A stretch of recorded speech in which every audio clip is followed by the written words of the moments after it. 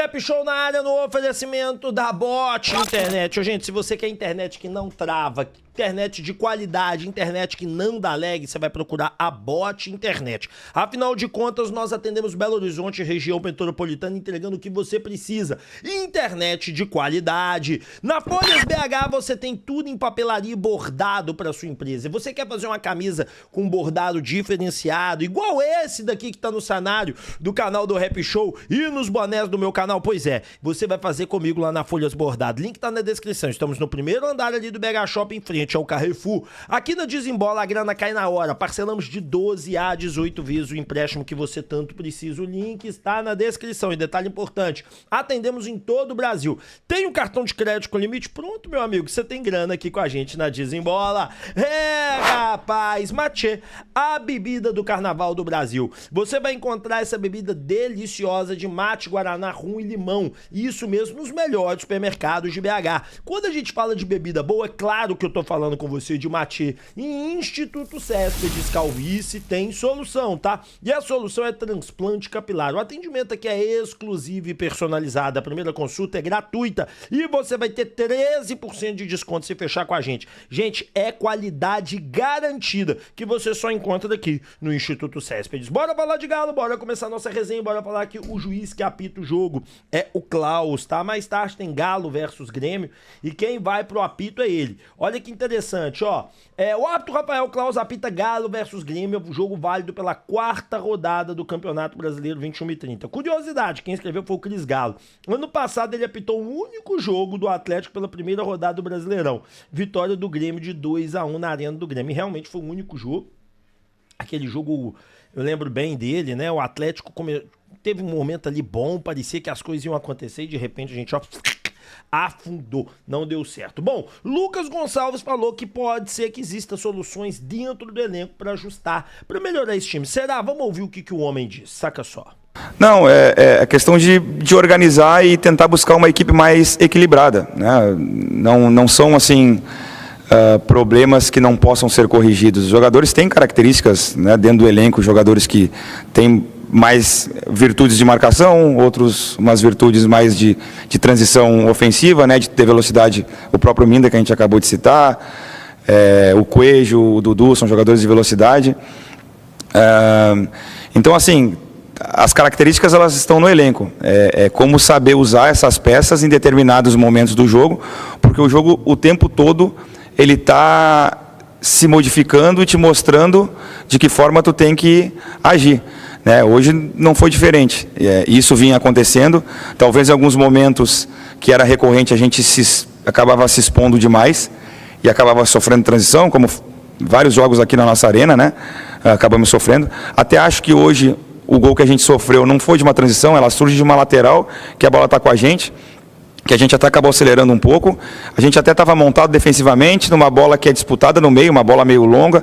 A gente perde a disputa e acaba caindo num pé de um jogador que acaba atacando a nossa linha de 4 e entrando do lado ele foi feliz na finalização.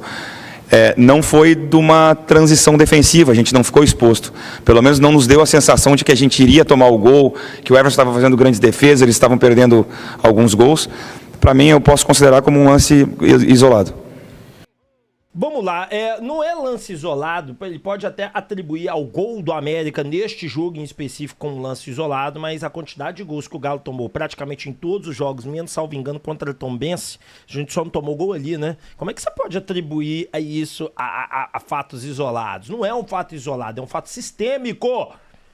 Ah, mas nesse jogo não foi por isso. Foi porque é falha de defesa, é time frágil demais defensivamente. Ontem defendi minha tese arduamente lá na HG Play. Nosso time é muito falho defensivamente. O nosso time não se encontra. A galera tenta atribuir que Maicon é primeiro volante, Alan Franco é primeiro volante. Não são primeiro volante de qualidade, nunca foram, e por isso que o Atlético sofre tanto defensivamente, porque o nosso meio-campo é um arame liso. E quando você tem um meio-campo e arame liso igual o do Atlético, todo mundo chega na sua zaga e sua zaga fica extremamente exposta. Então, se você já tem uma zaga lenta, que não tem a velocidade necessária e ainda exposta, você vai tomar gol com toda certeza. Uma das políticas que a galera sempre tá aí falando do mal do Galo é que os ingressos estão caros. E realmente está caro ou não? Bom, foi feito um levantamento de ticket médio no futebol brasileiro da Série A, B, C e D. E o Galo se encontra em 9º lugar com 64,12 de ticket médio, tá? O ticket mais barato é o do Atlético Goianiense. Quem traz essa informação é o Gato Mestre. O ticket do Vasco é mais caro, do Flamengo é mais caro, do Palmeiras é mais caro, do Corinthians é mais caro, do Botafogo é mais caro. E aí tem outros times aqui que eu não vou pôr na conta, tipo o América Mineiro e o Botafogo da Paraíba e tal, porque que eles usam ali para áreas VIPs, deve ser muito caro os ingressos, né? Que do América nem torcedor vai. Mas para você ter uma ideia, todas essas equipes têm um ticket médio muito mais caro que o do Atlético, né? Para você ter uma ideia, o do Flamengo é 74, o Atlético é 64, é R$10 de diferença por ingresso. Então, assim, mas o Flamengo tá em primeiro. Eu dei o exemplo do Flamengo, posso dar o exemplo do Corinthians, posso dar o exemplo do Vasco, posso dar o exemplo do Botafogo. Então, assim, o nosso ingresso hoje, gente, vamos entender o seguinte: nós temos um setor popular na Arena MRV. Nós temos um Galo na veia de graça, justamente para as pessoas poderem comprar o setor popular, né? E os outros setores vai ter um aumentozinho e vai ter uma área mais cara, né? Mas eu quero ver o jogo na área mais cara e pagar mais barato. Isso não existe, nós vivemos no mundo capitalista. No mundo capitalista é assim que funciona. Não adianta você, mas quando era associação era muito mais barato. Faça a conta matemática que você vai ver que não era assim. Em momentos bons o time, quando tá muito ruim, era embaixo, mas tá muito ruim. Só que você tem uma arena hoje. Você não é mais no Mineirão, onde você precisava lotar para você poder fazer alguma coisa como é que fala? De grana. Hoje não é necessário mais isso, então não vai voltar a ser e não adianta. Eu acho que o Atlético vai praticar talvez ingresso muito barato em todos os setores se o time tivesse assim na ponta do rebaixamento. Sem ser isso, de jeito nenhum. O jogo contra o América, a arena tá sempre vazia. Gente, não se iludam também. A média histórica do Galo de 71 a 2025 é de 24 mil pessoas nos estádios. Vamos tirar o período de independência, aumenta ali para 28. Não aumenta para muito isso. A Arena MRV, ela não tá tão distante disso, tá? Mas no último jogo contra o América, colocamos 30 mil, mais do que numa temporada que a gente tava bem melhor. Então o ingresso não tá barato da maneira talvez que deveria ser, mas também não tá caro como alguns colocam. Bora falar agora do CEO do Galo, que trouxe uma polêmica e falou que o Galo vai dar no top 3. Mais uma promessa vazia ou vai se tornar realidade? Vamos ouvir. Mas eu acho que a gente vai ter mais dificuldade, talvez no primeiro ou no segundo ano. Tá? Mas eu tenho muita convicção que a gente vai estar aqui na primeira prateleira do futebol nesses próximos 5 anos. E aí, sendo competitivo, disputando todos os anos, a tendência é que, de fato, a gente conquiste algum título. Até é um ponto importante que a gente fala, que foi criada uma expectativa. O Atlético, ano passado, jogou a final da Sul-Americana. Ano retrasado, jogou a final da Libertadores. E Copa do Brasil. E final da Copa do Brasil. Então, assim, a gente começa a olhar que, dentro da realidade financeira e estrutural do clube, nós estamos sendo competitivos. Obviamente que agora o Campeonato Brasileiro também é um grande foco, porque a gente sabe, né, e a gente precisa voltar para a Libertadores. Esse é o nosso maior objetivo nesse ano. Mas eu acredito sim que a gente vai ser competitivo em muito pouco tempo. Cara, mais uma promessa que vai se tornar realidade. Eu tenho uma teoria e eu venho conversando com vocês já há um bom tempo sobre essa teoria minha. Né? Foi nessa matéria aqui, só deixa eu mostrar para vocês, foi nesse programa aqui da ESPN em que o camarada falou. Olha, eu vou dar uma opinião para vocês aqui, que eu já falei, é uma opinião forte, não é uma opinião simples de falar, é uma opinião muito verdadeira e que ela tem muito sentido lógico, tá? Vamos lá. Quando você analisa o 2020 a 2025 do Galo, o Galo foi 3º lugar, campeão, aí foi mal em 22, mas foi campeão da Supercopa do Brasil, 3º lugar de novo e 2 vices. 2025 foi trágico, 2025 foi nefasto. A história do Galo de 20 a 25 aqui, esportivamente, tá lá em cima. Aonde que o Galo tá mal? Financeiramente. O Atlético tá mal administrativamente. O Atlético começou a fazer uma correção. O Atlético tinha muitos defeitos. E aqui é que mora o problema. O Atlético tinha vários defeitos. O primeiro defeito que o Atlético tinha, não é um clube em dia com seus pares, com os outros clubes. Segundo defeito que o Atlético tinha, a NMRV. Terceiro ponto que o Atlético tinha de problema, categoria de base. E quarto ponto que o Atlético tinha, eu chamo isso de 5 pilares, salários em dias. E quinto pilar, elenco. O Atlético, no elenco, nós vamos ver o que vai ser esse ano. Até agora não está demonstrando muita coisa. Salários, corrigiu, tá em dia.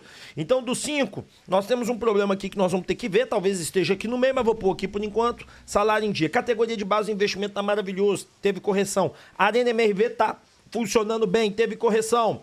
Dívida com seus pares, ainda tem. Então nós corrigimos dos 5 pilares, 3. Faltam 2 para ter certeza. Na hora que o Galo ficar em dia com seus clubes pares, o atleta vai ter corrigido o 4º pilar. E aí, meu amigo, o 5º pilar vai acontecer, porque se esses 4 pilares estão organizados, o 5º é detalhe para acontecer, porque aí não tem como ficar falhando o tempo todo. Uma hora vai. Então o Atlético tem que o mais rápido possível contratar esse zagueiro, o ponta direita, organizar a casa para colocar o time para funcionar. Com esses 5 pilares organizados, o Atlético voa, meu irmão. Então assim, daqui 2 anos nós vamos ver. Sabe por que ele fala 2 anos? Eu vou te explicar o porquê. Porque este ano nós vamos ter injeção de dinheiro no Atlético, correto? O Atlético vai deixar de pagar juros, mas o Atlético não vai conseguir ainda ter o dinheiro dentro do elenco. O Atlético indo para Libertadores ano que vem, então esse seria o primeiro ano. No segundo ano, o Atlético indo para Libertadores, ele eleva o patamar em elenco. E aí em 2028 ele passa a fazer grandes contratações. Aí você tem uma virada de chave. E ele também está acreditando em venda de categoria de base. Vamos falar do Pellegrino, que ontem, alguns dias atrás, o Marcos Geves trouxe a informação, né, sobre a questão do Pellegrino, que o Atlético tinha interesse, aquela coisa toda. Vários colegas disseram que não é por aí, falaram que não tem aí, e o HG ontem cravou uma situação que é a seguinte: o Atlético, ele cravou isso, eu tava na HG Play ontem. Vai vir zagueiro, igual eu estava falando com vocês, o Atlético já está conversando com o zagueiro, só que não é o Pellegrino, tá certo? Então a parada é a seguinte, cara. Eu tenho pra mim que o Pellegrino é mais uma aposta. É um cara que saiu novo daqui, foi pro Milan, não deu certo no Milan, voltou pro futebol do Boca Júnior. Ele tava titular, lesionou, o outro cara entrou bem e ele rodou. Então assim, cara, não seria uma contratação ruim se a gente não tivesse Vitor Hugo, não tivesse Tressoldi. Entendeu? Pra compor o elenco, mas tem que trazer um zagueiro pra fardar. Eu não vejo, sem ser o Lomônaco, nenhum zagueiro ou aquele cara lá do Estudiantes pra chegar e fardar. Dos que estão sendo especulados aí, nenhum. Vamos guardar as cenas dos próximos capítulos. Bora falar de Luiz Araújo, senhoras e senhores. A questão do Luiz Araújo é a seguinte, tá? O Luiz Araújo, conversei com uma pessoa na hora que eu estava voltando pra casa da HG Play, fiquei com essa pessoa no telefone por volta de 3 minutos. Ela me garantiu o seguinte: o Atlético ficou muito perto do Luiz Araújo, principalmente o que o jogador quer, e o Atlético não estaria tão distante dos valores que o Flamengo gostaria de aceitar. O problema é que o Flamengo fracassou em 3 negociações, e diante do fracasso dessas 3 negociações, esta pessoa vê a contratação como muito difícil e bem improvável, porque o Atlético precisava que o Flamengo contratasse. E aí, uma coisa que reforça muito isso, sabe o que é? É o seguinte: o Luiz Araújo, ele está no time reserva do Flamengo hoje. E quando é o time misto do Flamengo jogando, o Luiz Araújo chega e joga. Então a situação do Luiz Araújo passa por essa etapa. Então assim, cara, vou te ser muito sincero, reviravolta por Luiz Araújo é possível? Tem condições dele chegar? Gente, não. Entendeu? O Luiz Araújo, ele não vai vir para o Atlético se o Flamengo não fizer uma outra contratação. Diante desse cenário, o Atlético não ficou parado no mercado. E é isso que essa pessoa me disse que é o mais interessante. Então, aí ela tinha falado aquilo que eu falei lá atrás, né? É muito improvável essa contratação, mas já estamos caminhando para outros negócios. Ou seja, o Atlético está no mercado fazendo negócio e a gente pode ter um anúncio de um ponto aí nos próximos dias. Lembrando que só tem até o dia 3, tá? Hoje, dia 24, hoje, dia 25, perdão. Então nós temos aí até terça-feira que vem. Mais ou menos 8 dias para fazer contratação. Ontem também surgiu aí nos blogs corintianos, tá? Que o Atlético tinha interesse em Pedro Raul, que já foi desmentido pelo meu querido amigo, né? E produtor Watson Fernandes. Surgiu uma notícia na imprensa paulista que o Atlético estaria interessado em Pedro Raul do Corinthians. Porém, essa informação não procede. O Galo não cogitou em nenhuma hora esta possibilidade. A grande realidade é que depois que o Cassierra chegou, o Atlético encerrou negociações. O que aconteceu, e eu pude confirmar, é que o Pedro Raul foi um nome que a comissão do Sampaoli falou com ficou, né? Então houve ali uma questão de sondagem, de empresário, essa coisa toda. Mas nunca teve negócio por Pedro Raul, o Atlético nunca fez proposta no Pedro Raul, o Siga não indicou o Pedro Raul. Nada disso aconteceu. Então, na verdade, foi ali a questão do Cassier, o Cassier estava na frente. Gente, a gente sabe, o Luigi foi procurado, outros centroavantes foram procurados em certo momento. Então, não houve negociação com o Pedro Raul. Nosso querido Vadson Fernandes, mais uma vez em cima do lance, trouxe a informação aí pra vocês. Bora falar agora de Globo. Gente, a Globo ontem confirmou a questão aí da contagem regressiva para chegar mais reforços, tá? A questão é só o Sampaoli chegar, o Eduardo Domingues chegar e sentar com a diretoria, que vai acontecer na quinta-feira de tarde, tá? Inclusive a matéria fala, ó, há uma semana para chegada de saídas também, tá? Então ele também tá trabalhando com a questão de saídas do elenco. Gente, o Eduardo Domingues e o Atlético já sabem disso. Uma coisa que todo mundo tá falando, e não é uma realidade, tá aqui a matéria da Globo, tá?